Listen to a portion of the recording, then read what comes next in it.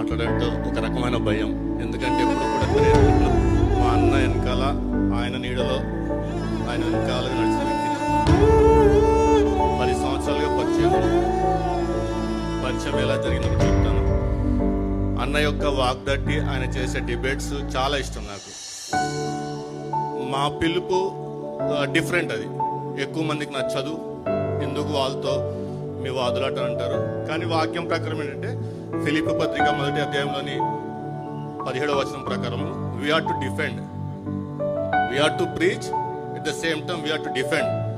అలాగే దేవుని జ్ఞానమునకు వ్యతిరేకమైన జ్ఞానమును చెరపట్టి తుత్తనిలిగా చేసి క్రీస్తు పాదాల చెంత అప్పగించే వరకు మేము విశ్రమించమని చెప్పి తీర్మానించుకొని ఈ మార్గంలో బయలుదేరాము.